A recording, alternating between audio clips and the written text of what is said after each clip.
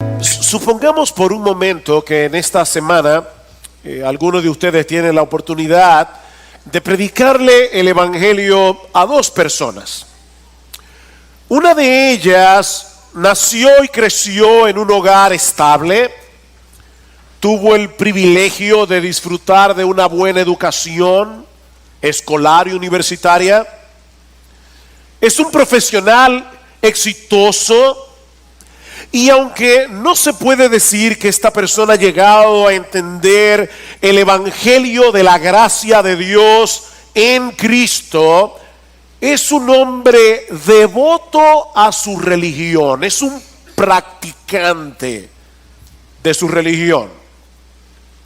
La otra persona se encuentra en el extremo opuesto, es una joven que creció en un hogar difícil, una prostituta que se ha sumergido profundamente en un mundo de vicios y de inmoralidad. La pregunta que quiero hacerles en esta mañana es: ¿cuál de estas dos personas tiene más obstáculos que vencer para venir a la salvación? ¿La joven prostituta o el hombre decente y religioso? ¿Se puede decir que uno de los dos está más perdido que el otro? ¿Cuál de los dos está más cerca de entrar por la puerta estrecha que lleva a la salvación? Bueno, obviamente, antes de responder estas preguntas, debemos recordar que nuestro Dios es soberano en la salvación de los pecadores, y nosotros sabemos que Dios alcanza a todo tipo de personas a través de la predicación del evangelio. Sin embargo, también sabemos por las Escrituras que las personas decentes y religiosas no suelen verse a sí mismas como pecadores culpables y perdidos que necesitan urgentemente de la misericordia de Dios. De hecho, en cierta ocasión el Señor Jesucristo, dirigiéndose a un grupo de hombres religiosos de su nación, se atrevió a decirles que los publicanos y las rameras iban delante de ellos en el reino de los cielos. En otras palabras, Cristo está diciéndole a un grupo de personas devotas de su religión: las prostitutas y los cobradores de impuestos parecen tener una mejor disposición que ustedes para escuchar y recibir el llamado del evangelio. El hombre bueno y autosuficiente está tan perdido como las prostitutas. Alguien dijo una vez: un barco puede naufragar cargado de oro o cargado de basura, y se pierde igual. Mi amigo, se puede naufragar cargado de oro y se puede naufragar cargado de basura. La buena noticia es que el mismo evangelio que puede salvar a una persona hundida en sus vicios es el mismo evangelio que puede salvar a las personas decentes y religiosas. Y eso es lo que nosotros vemos en el pasaje que vamos a estudiar en la mañana de hoy, en Juan capítulo 3, que Lester leyó hace un momento.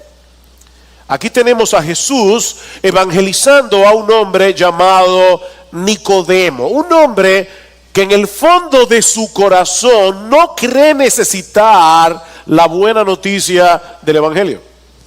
Y lo que yo quiero que veamos en esta mañana es la metodología que usa Jesús para evangelizar a este tipo de persona. Ahora, ¿quién era Nicodemo? Porque si no conocemos el perfil de este hombre, vamos a perder la esencia de la historia. Vean una vez más el versículo 1. Dice: había un hombre de los fariseos llamado Nicodemo, prominente entre los judíos. Juan introduce el personaje de Nicodemo diciendo dos cosas acerca de él. La primera es que era un fariseo. Nicodemo pertenecía a la facción más estricta de la religión judía en los días del Señor. Estos individuos eran tan escrupulosos, eran tan quisquillosos en el cumplimiento de la ley, que en los días de Jesús se decía, había un dicho de que si solo dos personas llegaban al cielo, con toda seguridad una de ellas era un fariseo. Pero Juan nos dice también que era un hombre prominente entre los judíos, y esa palabra significa literalmente era un gobernante de los judíos. Nicodemo pertenecía al Sanedrín, que era algo así como la corte suprema de Israel. Estos hombres tenían la responsabilidad de administrar la justicia interpretando la ley mosaica, a la vez que ellos representaban al pueblo de Israel ante las autoridades de Roma. Este consejo judicial y religioso estaba conformado mayormente por la jerarquía sacerdotal y por miembros de familias notables de la nación. Y Nicodemo era miembro del Sanedrín. Por otra parte, tal parece que Nicodemo era reconocido por ser un gran estudioso de la palabra de Dios, porque en el versículo 10, en una reprensión velada, Jesús le dice: ¿eres tú el maestro de Israel? Y hay un artículo definido allí que no aparece en nuestras versiones en español.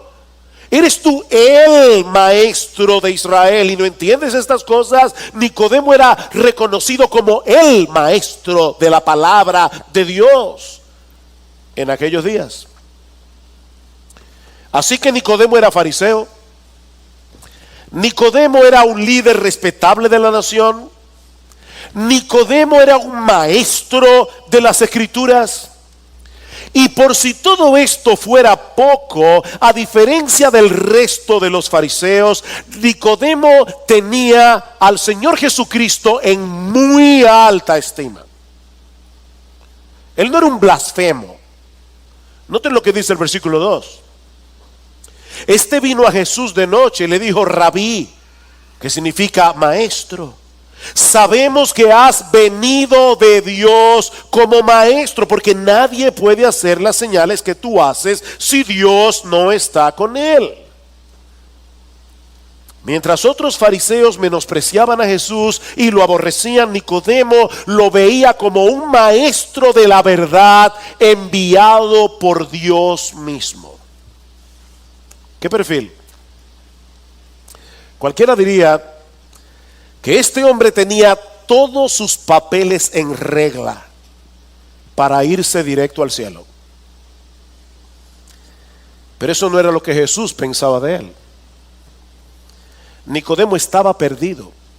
Nicodemo era como esos barcos cargados de oro que naufragan a 2 kilómetros de la costa. Nicodemo estaba perdido.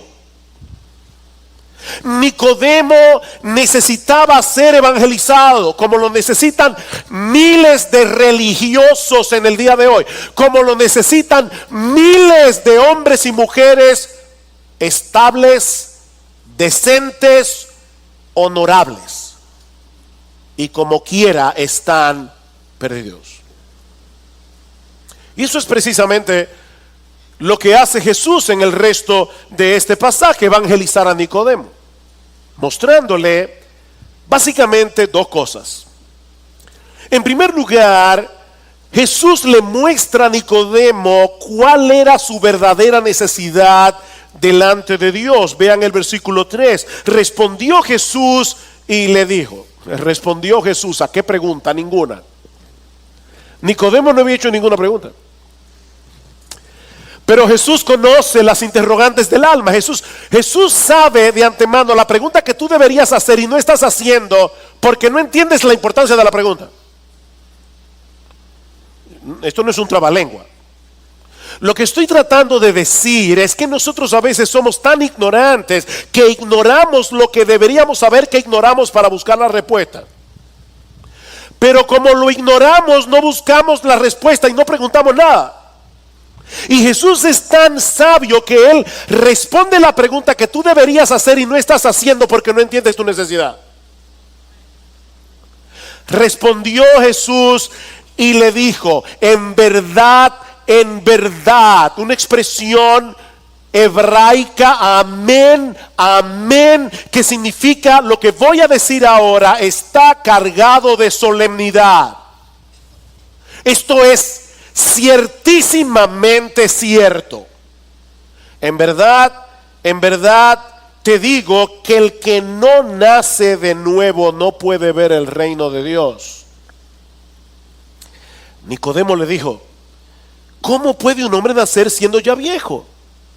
¿Acaso puede entrar por segunda vez en el vientre de su madre y nacer?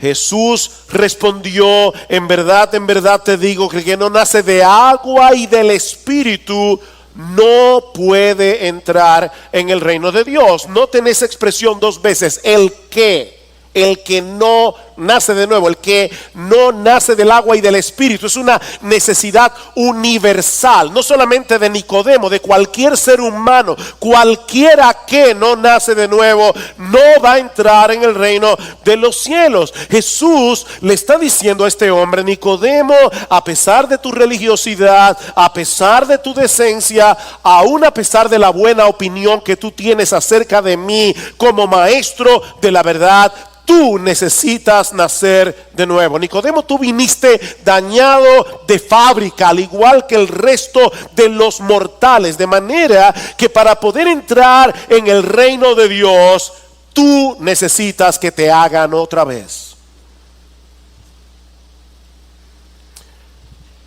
Cualquiera que no nace de nuevo es a eso que la Biblia llama regeneración, el nuevo nacimiento. Es una obra milagrosa de Dios en nosotros, por medio de la cual Él nos imparte una nueva naturaleza que no está esclavizada al pecado, una nueva naturaleza que es capaz de volvernos hacia Dios en arrepentimiento y fe para seguirle a Él por el resto de nuestra vida, buscando su gloria, buscando hacer su voluntad, no nuestra gloria, no nuestra voluntad. Mira, si tú quieres que un león se comporte como cordero, hay que corderizar su naturaleza leonina. De lo contrario, seguirá comportándose como un león. Hay que rehacer al león. Hay que transformar su naturaleza, pues lo mismo sucede con los seres humanos. Si tú quieres que un incrédulo se comporte como un creyente, si tú quieres que un impío se comporte como un santo, hay que santificarlo. Hay que transformar su naturaleza. Y eso solo puede hacerlo Dios por medio de su Espíritu, el que no nace del agua y del Espíritu. Vean el versículo 6. Lo que es nacido de la carne, y la palabra carne en el Evangelio de Juan significa naturaleza pecaminosa. Lo que es nacido de la carne, carne es. En palabra más simple, dos padres pecadores engendran hijos pecadores. Yo sé que cuando tú ves a los niños pequeños, acabados de nacer, parecen ángeles, pero no son ángeles. No son ángeles, vienen con una tendencia hacia el pecado, vienen con una inclinación a querer hacer su voluntad. ¿Sabes por qué? Porque tú eres pecador, tu esposa es pecadora y tuvieron un hijo pecador. Lo que es nacido de la carne, carne es. Dos padres pecadores engendran hijos pecadores, pero lo que es nacido del Espíritu, Espíritu es. Así que Nicodemo, versículo 7, no te asombres.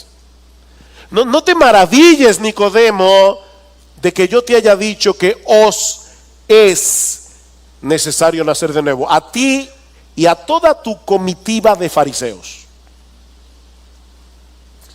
Os es necesario nacer de nuevo para entrar en el reino. ¿Saben lo que eso significa? Que todos nacemos afuera. Hay que entrar en el reino. Todos estamos afuera. Hay que entrar en algún momento por la puerta estrecha. Y la única manera, dice Cristo aquí, es el nuevo nacimiento. Una experiencia que ningún ser humano puede producir por sí mismo. Así como tú no tomaste la decisión de nacer en este mundo, tú tampoco tomaste la decisión, si eres cristiano, de nacer de nuevo. Y si tú estás aquí sin Cristo, tú no puedes tomar la decisión ahora mismo de regenerarte. Tú no puedes engendrarte espiritualmente a ti mismo, no puedes. Escuchen lo que dice Jesús en Juan capítulo 1, el Evangelio de Juan, en Juan capítulo 1, hablando de Jesús, dice: a los suyos vino y los suyos no le recibieron. Versículo 12: pero a todos los que le recibieron les dio el derecho de llegar a ser hijos de Dios, es decir, a los que creen en su nombre, que no nacieron de sangre, ni de la voluntad de la carne, ni de la voluntad del hombre, sino de Dios. ¿Y qué significa eso? Bueno, que aquellos que creen en Jesús primero fueron engendrados por el Padre. Y dice Cristo, dice Juan aquí, que esos que fueron engendrados no nacieron de voluntad de sangre. Es decir, esto no es hereditario.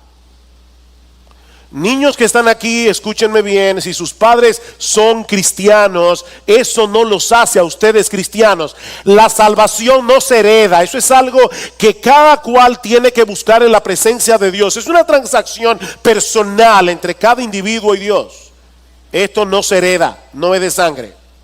Pero en segundo lugar, dice Jesús, ni es de la voluntad de la carne, es decir, nadie puede por su propia iniciativa hacerse nacer de nuevo. No es de la voluntad de la carne, tampoco es de la voluntad del hombre, dice Jesús. En otras palabras, tú no puedes hacer que otro nazca de nuevo. O sea, esto no se hereda. Tú no puedes hacerte nacer de nuevo a ti mismo. Y si tú eres cristiano, tampoco puedes hacer que otro nazca de nuevo. Por más que tú quieras que tus hijos sean creyentes, tú no puedes regenerarlos. Eso no es de la voluntad del hombre, sino de Dios. Sino de Dios. Esta es una obra completamente divina. Solo el Espíritu Santo puede producir el nuevo nacimiento. Y Él lo hace cuando quiere y donde quiere. Versículo 8. Capítulo 3 otra vez. El viento sopla donde quiere. Aquí hay un juego de palabras. La palabra neuma en griego significa tanto viento como espíritu. Es por eso que las llantas o las gomas, como decimos nosotros, de los automóviles se llaman neumáticos porque están llenos de aire. La palabra viento es neuma en griego. La palabra espíritu es neuma. Es lo mismo que en hebreo. Es la palabra ruach, que significa viento y significa espíritu. Así que Jesús está haciendo aquí un juego de palabras. El viento, el neuma, sopla donde quiere. Y oyes su sonido, pero no sabes de dónde viene ni a dónde va. Así es todo aquel que es nacido del Espíritu. Ningún ser humano puede controlar el viento. Y nadie puede controlar al espíritu. Ahora, nosotros escuchamos el sonido del viento, pero no podemos dirigirlo. Y de la misma manera nosotros podemos ver el impacto de la obra soberana y misteriosa del Espíritu en una persona. Nosotros vemos, esa persona antes era así y ahora es de esta otra manera. Nosotros vemos que hay un cambio, no es perfecto, pero nosotros vemos que hay una obra que se ha hecho en esa persona que nosotros no podemos explicar psicológicamente. Nosotros no podemos explicar cómo el apóstol Pablo, que aborrecía a los cristianos, que aborrecía el nombre de Jesús, de repente se convirtió el más grande evangelista del Nuevo Testamento. No podemos explicar eso, porque es la obra regeneradora del Espíritu Santo en Pablo. es la obra regeneradora del Espíritu Santo en cualquiera de nosotros. Nosotros podemos ver el impacto, pero no podemos predecirla ni producirla. Dice en Santiago capítulo 1, versículo 18, que fue Dios que en el ejercicio de su voluntad nos hizo nacer por la palabra de verdad. Tú entraste a este mundo porque tus padres te engendraron. Lo que Jesús está diciendo aquí es: nosotros no podemos entrar en el reino de Dios a menos que no nos engendre el Padre. Es una obra soberana de Dios. Ahora, por supuesto, para un fariseo como Nicodemo, todo esto resultaba muy confuso. Porque como todo buen fariseo, Nicodemo estaba acostumbrado a pensar en la salvación en términos de su propio desempeño en su obediencia a la ley de Dios. En otras palabras, Nicodemo pensaba que él tenía el control. Eso depende de mí, depende de cómo yo me comporto. Y ahora Jesús le está diciendo: no, Nicodemo, no depende de ti. Tú tienes que ser nacido de nuevo, tienes que ser engendrado de nuevo. Y Nicodemo le pregunta en el versículo 4, ¿cómo puede un hombre nacer siendo ya viejo? Él está confundido. ¿Acaso puede entrar por segunda vez en el vientre de su madre y nacer? Y más adelante en el versículo 9 respondió Nicodemo y le dijo: ¿cómo puede ser esto? ¿Cómo puede ser esto? Como todo buen fariseo, Nicodemo pensaba que la salvación dependía de él. ¿Ustedes recuerdan aquella famosa parábola en Lucas capítulo 18, los versículos 9 al 14, la parábola del fariseo y el publicano? Dice que Jesús a unos que confiaban en sí mismos les dijo esta parábola. Dos hombres subieron al templo a orar. Uno era fariseo y el otro era publicano. Era un cobrador de impuestos. Y el fariseo, dice Jesús, oraba consigo mismo de esta manera. Mire, yo no quiero ser irrespetuoso, pero definitivamente yo creo que el Señor tenía sentido del humor. Y yo imagino algunas personas en la multitud escuchando a Jesús haciendo porque este hombre oraba consigo mismo de esta manera: Dios, te doy gracias. Era un hombre agradecido. Te doy gracias, Señor, porque yo no soy como los otros hombres. Yo no soy adúltero, yo no soy avaro, yo no soy inmoral, ayuno 2 veces a la semana, yo doy diezmos de todo lo que gano, ni siquiera soy como este publicano. Pero el publicano, dice el Señor, estando lejos, ¿oyeron eso? ¿Lejos de dónde? Lejos del santuario, en el templo. Es decir, que el publicano estaba lejos, pero el fariseo estaba cerca. Él creía tener derecho a estar cerca de la presencia de Dios. Se lo había ganado a puro pulso, ese derecho. Pero el publicano, estando lejos, se golpeaba el pecho diciendo: Dios, sé propicio a mí, pecador. Y dice Cristo: os digo que ese descendió a su casa justificado antes que el otro, porque el que se humilla será enaltecido, el que se enaltece será humillado. Esa es la mentalidad típica del fariseo.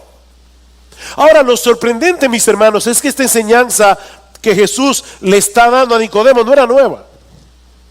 Si Nicodemo hubiera leído el Antiguo Testamento sin los lentes de sus prejuicios religiosos, se habría dado cuenta que allí se habla de este nuevo nacimiento de varias maneras. De ahí la reprensión del Señor en el versículo 10. ¿Eres tú el maestro de Israel y no entiendes estas cosas? Pero Nicodemo, ¿tú has leído la Biblia? ¿Tú no has leído el Antiguo Testamento? Ahí se dice claramente que el hombre, para poder entrar en el reino de Dios, tiene que nacer de nuevo. Por ejemplo, en Deuteronomio capítulo 30, versículo 6, Dios promete circuncidar el corazón de los hombres.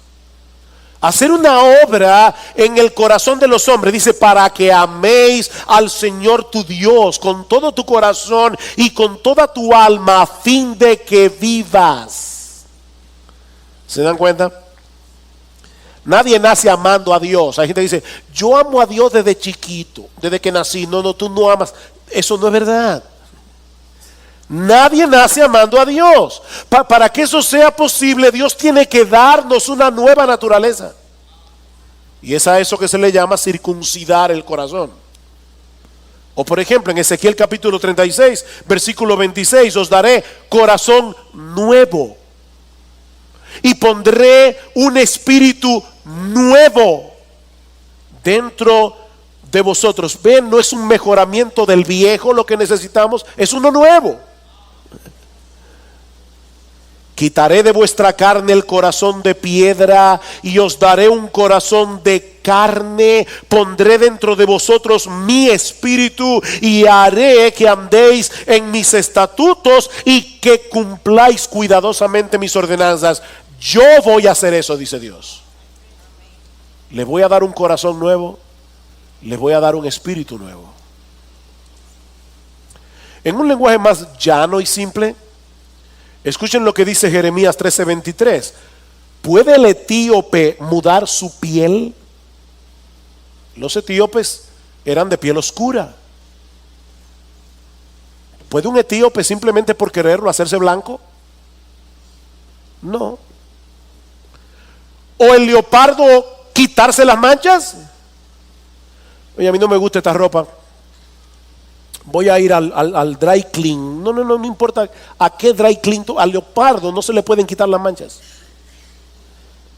Así vosotros, dice Dios, podréis hacer el bien estando acostumbrados a hacer el mal. Wow. Tan imposible como que un etíope se haga blanco y a un leopardo le quiten las manchas, así de imposible es que un hombre decida por sí mismo, por su propia fuerza de voluntad, cambiar el curso de su existencia. De ahora en adelante voy a vivir buscando la gloria de Dios. No puedes. No puedes. Así que ya Dios había hablado de la necesidad del nuevo nacimiento. El problema es que los fariseos leían la Biblia a través del lente de sus prejuicios religiosos. Vean el versículo 11. En verdad te digo que hablamos lo que sabemos, y Cristo yo creo que se está refiriendo allí a él y a Juan el Bautista.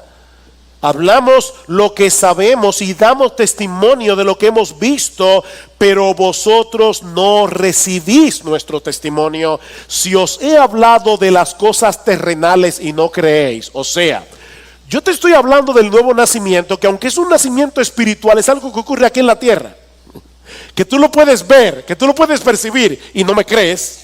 Imagínate si yo comience a hablarte de las cosas que pasan en el cielo. Dice, si os he hablado de las cosas terrenales y no creéis, ¿cómo creeréis si os hablo de las celestiales? ¿Se dan cuenta? El problema no era ignorancia, era incredulidad. ¿Por qué Nicodemo conocía el Antiguo Testamento y no podía entender la necesidad del nuevo nacimiento? Por su orgullo. No podía entenderlo porque él leía la Biblia con el lente de su orgullo, de su soberbia. Él no quería aceptar de ninguna manera que él no era la gran pieza que él creía que era. Ese es el problema. No es ignorancia, es incredulidad. Y aunque Nicodemo era diferente a los demás fariseos, por lo menos en cuanto a lo que él pensaba acerca de Jesús, noten que Jesús lo coloca dentro del grupo que no creía. Ustedes no reciben nuestro testimonio, ustedes no creen. Y de paso, esto nos enseña algo de suprema importancia. ¿Cómo veía Nicodemo a Jesús? Como un maestro de la verdad enviado por Dios. Pero eso no es suficiente. Mi amigo, escúchame bien, aceptar a Jesús únicamente como un maestro es incredulidad. Siempre recuerdo cuando me predicaron el evangelio por primera vez. Es más, hasta me acuerdo dónde estaba. Yo estaba caminando de noche En el barrio de mi casa, mi mejor amigo se había convertido, aunque era todavía de la secreta, no me lo decía. Pero de repente me dice, ¿qué tú piensas acerca de Jesús? Y yo le digo, yo creo que Jesús era un gran hombre. Yo creo que Jesús fue un individuo adelantado para su época. Eso es incredulidad. Eso es incredulidad. Mi amigo, te lo vuelvo a repetir, creer en Jesús simplemente, únicamente como un maestro, como un gran maestro, es incredulidad. Creer en Jesús significa aceptarle como el Dios encarnado que descendió del cielo para rescatarnos del pecado muriendo en una cruz. Si tú no crees eso, tú eres un incrédulo. No importa que tengas en alta estima la persona de Jesús, igual que a Confucio, a Buda, a Mahatma Gandhi o a Lao Tse. Eres un incrédulo. Por eso noten lo que el Señor le sigue diciendo a Nicodemo. Recuerden, ya le hizo ver su necesidad, pero ahora va a decirle lo que él vino a hacer para suplir completamente esa necesidad. No olviden, mis hermanos, Jesús está evangelizando a Nicodemo. ¿Y cómo lo evangeliza? Diciéndole Dios te ama y tiene un plan maravilloso para ti. No. Haciéndole ver primero su necesidad y luego haciéndole ver quién era él y lo que él hizo para suplir esa necesidad. Versículo 13. Nadie ha subido al cielo sino el que bajó del cielo, es decir, el Hijo del Hombre que está en el cielo. Espérate. ¿Bajó del cielo o está en el cielo? Sí. Las dos cosas. Bajó del cielo, pero es la segunda persona de la Trinidad que lo llena todo y por lo tanto está en el cielo. Y ahora Jesús le está diciendo, óyeme bien, Nicodemo, para tener información de primera mano acerca de las decisiones que Dios tomó en la eternidad, había que estar allí junto a él en el salón del trono. El problema, Nicodemo, es que nadie ha subido al cielo para obtener ese tipo de información, excepto yo.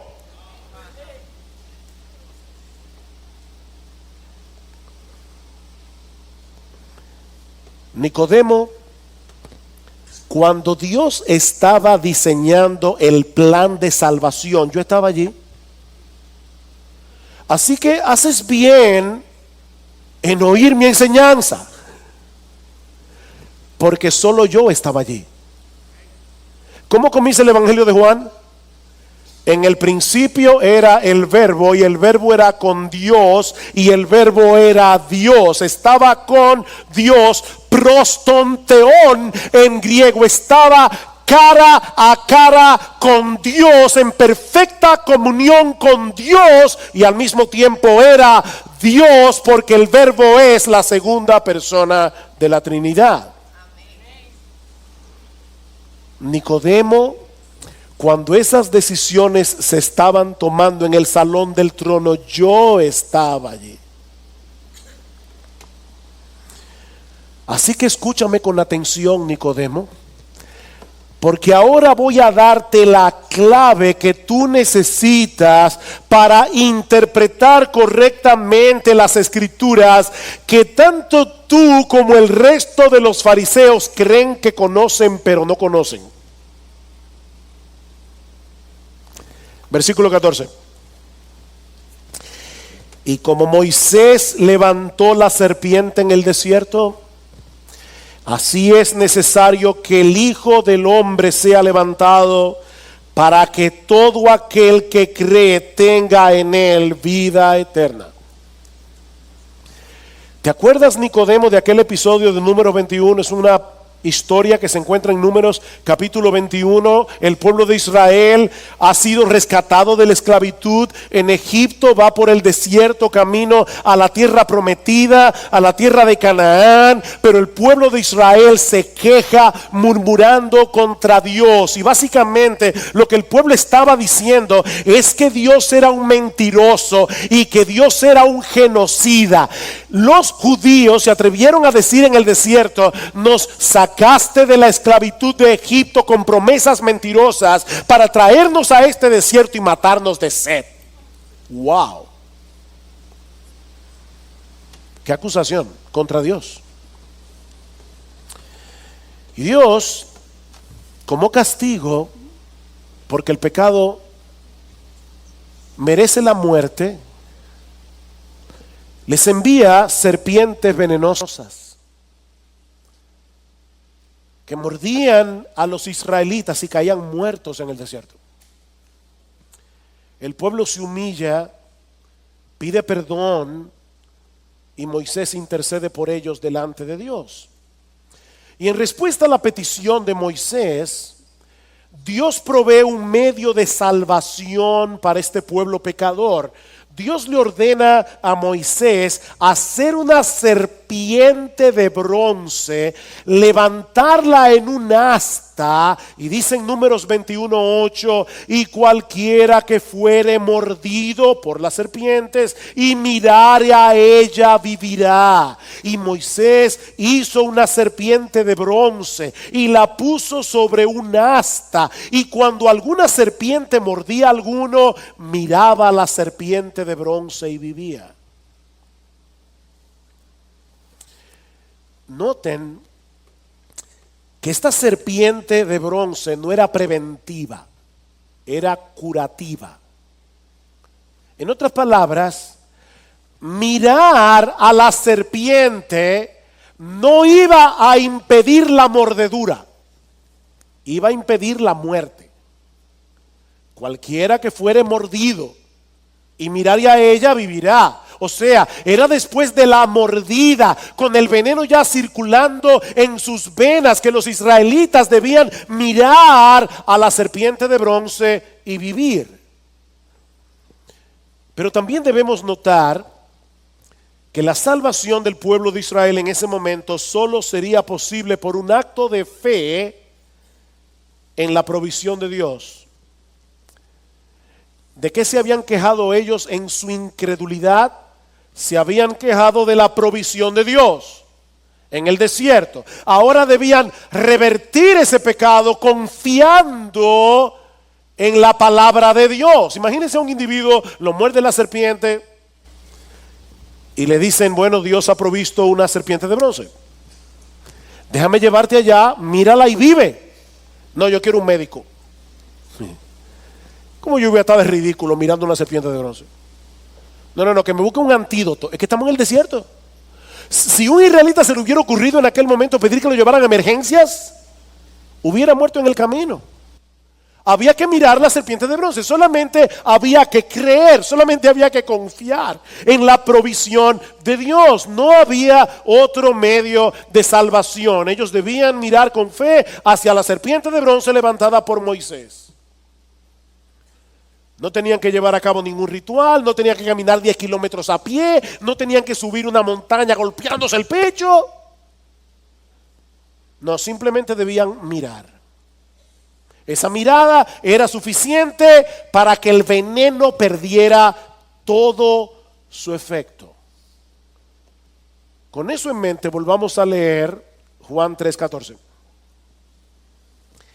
Y como Moisés levantó la serpiente de bronce en el desierto, así es necesario que sea levantado el Hijo del Hombre, para que todo aquel que cree tenga en él vida eterna. Cuando el Hijo del Hombre sea levantado. ¿Y eso qué significa? Vamos a Juan capítulo 12. Juan capítulo 12. Se pueden quedar con el dedito allí en Juan 3, pero en Juan capítulo 12, en el versículo 22, Felipe llega con Andrés delante de Jesús y les dice, mira, te están buscando unos griegos. Y Jesús les dice, versículo 23, Jesús les respondió diciendo, ha llegado la hora para que el Hijo del Hombre sea glorificado. En verdad os digo que si el grano de trigo no cae en tierra y muere, queda él solo, pero si muere produce mucho fruto. Tú tienes que tomar la semilla, sembrarla en la tierra para que la semilla muera, se pudra y produzca fruto. Versículo 32. Y yo, si soy levantado de la tierra, atraeré a todos a mí mismo. Estos griegos que estaban buscando a Jesús, Él está diciendo, va a llegar un momento en que de todas las nacionalidades van a venir a mí en arrepentimiento y fe, pero yo tengo que morir primero. Va a llegar el momento en que yo voy a ser levantado de la tierra y atraeré a todos a mí mismo. Versículo 33. Pero Él decía esto para indicar de qué clase de muerte iba a morir. ¿Qué es lo que Jesús le está diciendo a Nicodemo? En Juan 3. Nicodemo, esa serpiente de bronce que Moisés levantó en el desierto, no es más que un símbolo que apunta hacia mí. Así como la serpiente fue levantada en el desierto, así es necesario que yo sea levantado en una cruz, para que todo aquel que mira hacia mí con fe, viva y sea salvo y tenga vida eterna. Ahora, mis hermanos y amigos que están aquí, piensen en esto por un momento. La serpiente fue maldita en el huerto del Edén. De hecho, era considerada un animal inmundo según la ley de Moisés. Pero ese fue el animal que Dios escogió para que Moisés lo levantara en un asta para la salvación del pueblo. Una serpiente era lo que iba a señalar hacia Jesús, iba a simbolizar a Jesús. Dios pudo haberle dicho a Moisés, hazte un cordero de bronce. Él no es el cordero de Dios que quita el pecado del mundo. Moisés, hazte un cordero de bronce y el que mira a ese cordero vivirá. No, le ordenó que hiciera una serpiente, un animal maldito. ¿Saben por qué? Porque Jesús fue hecho pecado y fue hecho maldición en la cruz del Calvario para llevar nuestro pecado y nuestra maldición. Tenía que ser una serpiente. La ira de Dios que nosotros merecíamos por nuestras transgresiones cayó sobre él para que ahora nosotros podamos disfrutar de la salvación de pura gracia únicamente por medio de la fe. Pablo dice en Gálatas capítulo 3 versículo 13 que Cristo nos redimió de la maldición de la ley, hecho por nosotros maldición. Porque escrito está: maldito todo el que es colgado en un madero. Yo seré levantado y el que mire a mí vivirá. Nuestro Señor Jesucristo fue levantado en una cruz como una serpiente, personificando así el pecado y la maldición para librarnos de la maldición y el pecado. Nicodemo, no es suficiente que tú me veas como un maestro enviado por Dios. Eso no es suficiente. Tienes que verme como el Dios encarnado que vino a morir para salvar a pecadores como tú. Esa fue la provisión de Dios para un mundo que lo odiaba. Versículo 16. Aquí está la explicación. Porque nosotros solemos citar mucho Juan 3:16 aislado del contexto, pero no tiene ningún sentido. Él está diciendo porque. ¿Sabes por qué Dios hizo esa provisión tan dolorosa? ¿Por qué Dios hizo esa provisión tan costosa de enviar a su propio hijo a morir en una cruz como un maldito? ¿Sabes por qué? Porque de tal manera amó Dios al mundo que dio a su Hijo unigénito para que todo aquel que cree en Él no se pierda, mas tenga vida eterna. Wow. El amor de Dios. Fue por el amor de Dios que Cristo fue a la cruz. Muchas manos humanas intervinieron en la muerte de Cristo, ¿no es así? Pero fue Dios el que lo proveyó como un sacrificio. Por amor a nosotros. No fueron los judíos, no fue Herodes, no fue Poncio Pilato. Los que entregaron a Cristo por amor fue Dios el Padre. Para que todo aquel que en él cree no se pierda, ya está perdido, no se pierda, mas tenga vida eterna. Todos esos israelitas que fueron salvados en Número 21 murieron andando el tiempo. De hecho, algunos de ellos ni siquiera entraron en la tierra prometida. Pero Cristo promete vida eterna. Vida eterna a todos los que creen en Él como el Dios que se hizo hombre para morir por nosotros en una cruz. Esa fue la manera como Jesús evangelizó a Nicodemo. Le mostró su necesidad del nuevo nacimiento y lo que Él vino a hacer para librarnos de la condenación, de la esclavitud, de las consecuencias del pecado. Ahora hay un problema que se nos plantea en esta historia y que no podemos dejar fuera del sermón, porque entonces no vamos a entender del todo el corazón de este pasaje. Hemos dicho que el pecador está muerto en sus delitos y pecados. Hemos dicho que el pecador necesita nacer de nuevo. El problema es que el pecador no puede engendrarse a sí mismo y producir en sí mismo el nuevo nacimiento. Y mientras no nazca de nuevo, no puede entender. ¿Cómo resolvemos el problema? No sé si se entendió el problema. Él no puede entender porque no ha nacido de nuevo. Pero resulta que él no puede producir el nuevo nacimiento. Dice en 1 Corintios capítulo 2 versículo 14, el hombre natural, el hombre no regenerado, el hombre que no ha sido engendrado por Dios otra vez, no puede entender las cosas que son del Espíritu de Dios, porque para él son locura y no las puede entender porque se han de discernir espiritualmente. Sin embargo, es interesante notar que Jesús no concluyó su conversación con Nicodemo en el versículo 12, cuando le dijo, ustedes no creen.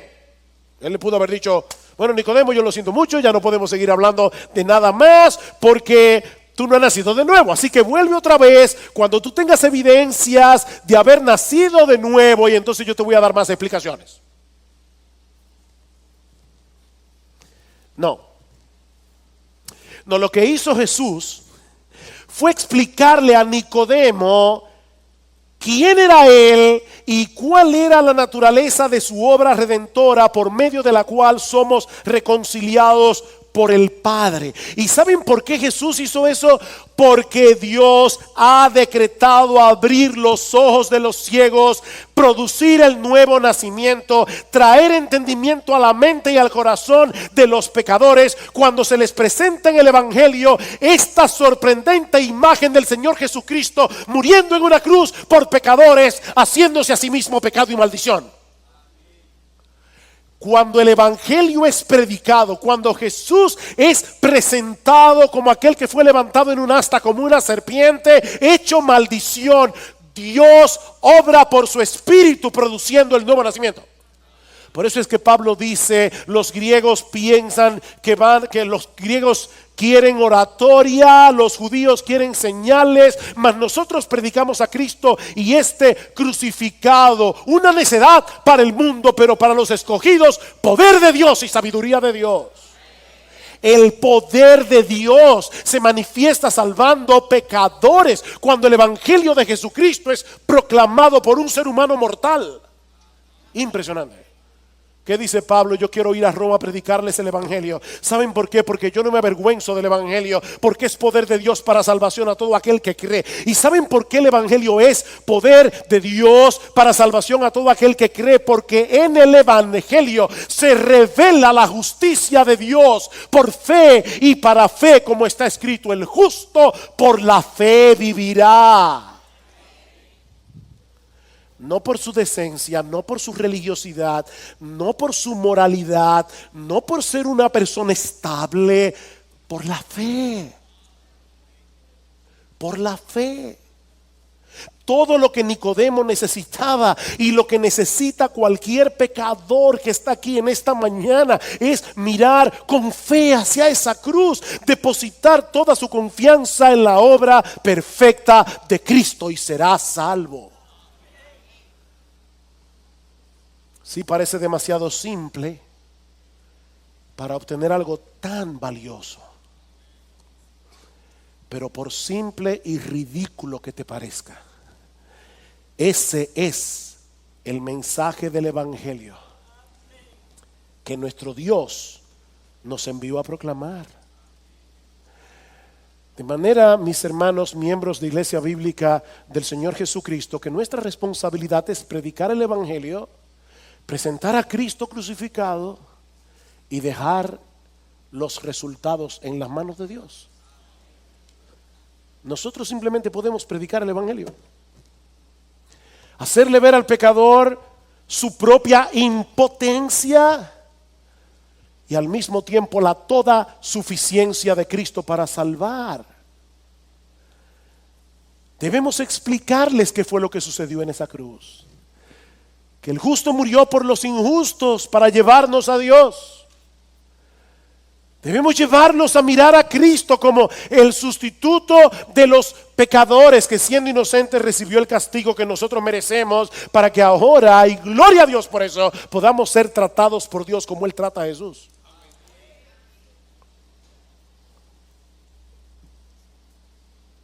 Ese es el mensaje del evangelio. Y ese mensaje, dice Pablo, es poder de Dios para salvación. ¿Qué pasó con Nicodemo? ¿Qué pasó con Nicodemo esa noche? Después de que Cristo le predicó el evangelio.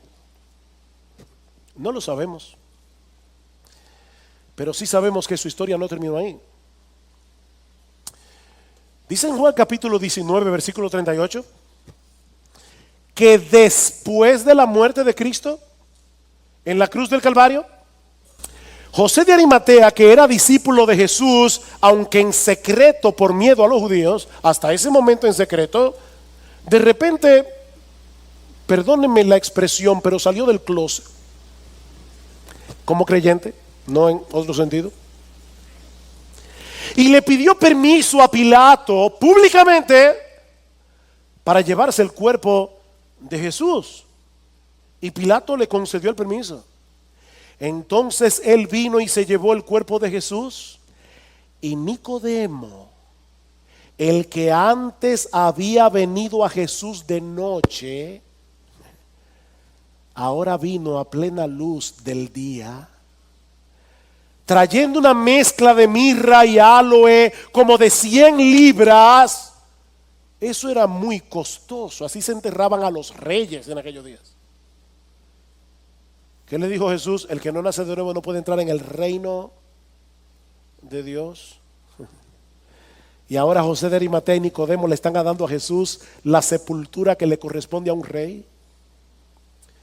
Entonces tomaron el cuerpo de Jesús y lo envolvieron en telas de lino con las especias aromáticas, como es costumbre sepultar entre los judíos. Tanto José de Arimatea como Nicodemo decidieron identificarse públicamente con Jesús en el momento más inoportuno, humanamente hablando, cuando Cristo parecía cualquier cosa menos un Mesías victorioso que vino al mundo a establecer el reino de Dios. No sabemos qué fue lo que los movió a tomar esta decisión, pero no sería extraño pensar, al menos en el caso de Nicodemo, que la conversación que él tuvo con Jesús aquella noche en Juan capítulo 3 viniera a su mente cuando él vio a Jesús levantado en esa cruz. Eso fue lo que me dijo Jesús. Nicodemo dejó de confiar en sí mismo para poner toda su confianza en Jesús cuando Dios hizo eficaz el evangelio que Jesús le predicó en Juan capítulo 3. Mis hermanos, prediquemos el evangelio. Prediquemos el evangelio cada vez que tengamos oportunidad, y cuando no haya la oportunidad, invéntala. Prediquemos el evangelio, aunque no veamos frutos inmediatos de nuestra predicación, porque mis hermanos, nosotros no sabemos en qué momento Dios puede hacer efectiva su palabra mucho tiempo después, como sucedió con Nicodemo. Siembre esa semilla. Siembre esa semilla que en un momento impresionante Dios puede decir: vive. Y de repente esa persona ve lo que nunca antes había visto, que Jesucristo es Rey de Reyes y Señor de Señores, que Él es un gran Salvador por el que vale la pena perderlo todo para ganarlo a Él.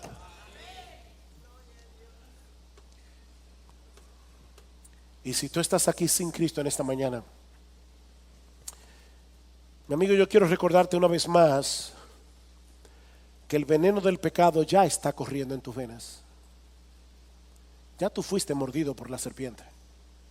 El veneno del pecado ya está corriendo en sus venas, haciendo estragos en tu vida aquí y ahora, y empujándote hacia una condenación segura. Porque, amigo, algún día todos nosotros tenemos que presentarnos delante del tribunal de Dios para dar cuenta. Dice la Biblia que todas las cosas están desnudas y abiertas ante los ojos de aquel a quien tenemos que dar cuentas. Pero Cristo fue levantado en una cruz para pagar nuestra deuda con la justicia de Dios. Y todo lo que tienes que hacer es mirar hacia Él con fe. Mirar hacia Él con fe como el todo suficiente Salvador. Y recibirás en este mismo instante de la corte celestial el descargo por todos tus pecados. Y por si todo eso fuera poco, la justicia perfecta de Cristo será puesta en tu cuenta por medio de la fe. Yo no sé si tú eres un moralista religioso como Nicodemo, o si tú estás viviendo una vida abiertamente inmoral. Lo único que yo sé por la palabra de Dios es que si tú pones toda tu confianza en Cristo como el único medio de salvación provisto por Dios, serás salvo, porque así lo promete la Biblia. De tal manera amó Dios al mundo que dio a su Hijo unigénito para que todo aquel que cree en Él no se pierda, mas tenga vida eterna. Pastor, yo no te entiendo. En la Biblia dice, según tú, o según Juan 3, que hay que nacer de nuevo. Y usted acaba de decirnos que no podemos producir ese nuevo nacimiento por nosotros mismos. ¿No será mejor que yo me quede tranquilo, sin hacer nada, y esperar que Dios haga esa obra en mí? No, mi amigo. La misma Biblia que dice que la salvación es una obra divina, también nos dice que los pecadores tienen la responsabilidad de arrepentirse y creer. De hecho, en esa misma conversación, escucha lo que Jesús le sigue diciendo a Nicodemo en el versículo 17: porque Dios no envió a su Hijo al mundo para juzgar al mundo, sino para que el mundo sea salvo por Él. El que en Él cree no es condenado. Nicodemo, el que en mí cree no es condenado, pero el que no cree ya ha sido condenado, porque no ha creído en el nombre del unigénito Hijo de Dios. De hecho, escuchen cómo Juan termina su evangelio. ¿Cuál fue el propósito de Juan al escribir este evangelio? Juan 20, 30, 31. Y muchas otras señales hizo también Jesús en presencia de sus discípulos, que no están escritas en este libro, pero estas se han escrito para que creáis que Jesús es el Cristo, el Hijo de Dios, y para que al creer tengas vida eterna. Este evangelio completo tiene como propósito persuadirnos a creer en Jesús para tener vida eterna en Él. Cuando Cristo le dijo a un paralítico: levántate y anda, él no tenía la capacidad de levantarse, pero confiando en la palabra de Jesús, él se levantó. No por él, sino por la palabra de Jesús. Tú eres ese paralítico, tú no puedes creer por ti mismo, tú no puedes arrepentirte por ti mismo, pero tienes que creer y tienes que arrepentirte. Dice la Biblia que Dios manda a todos los hombres en todo lugar que se arrepientan. Confía en la palabra de Jesús y ahora mismo cree y arrepiéntete. Déjame ponértelo de otra manera. ¿Cuál fue el propósito de Jesús al decirle a Nicodemo que él necesitaba nacer de nuevo, sabiendo de antemano que Nicodemo no podía producir por sí mismo ese nuevo?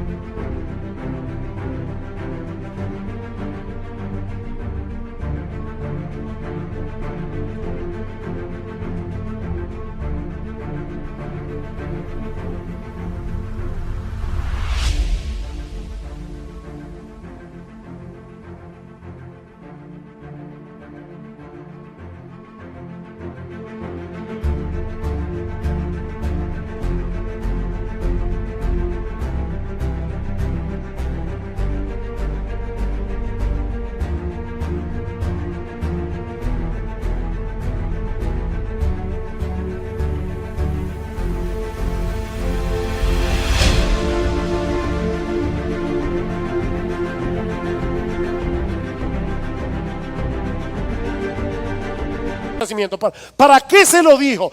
Para destruir en él ese falso sentido de autosuficiencia y mover a Nicodemo a dejar de confiar en sí mismo y a clamar por la misericordia de Dios.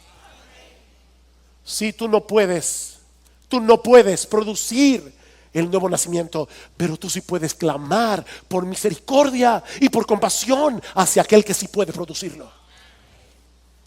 Ven a Cristo. Ven a Cristo, pídele que te perdone, pídele que transforme tu corazón, pídele que cambie tu corazón de piedra en un corazón de carne. Deposita en Él toda tu confianza y serás salvo. Porque de tal manera amó Dios al mundo que ha dado a su Hijo unigénito para que todo aquel que en Él cree no se pierda, mas tenga vida eterna. Ven a Cristo.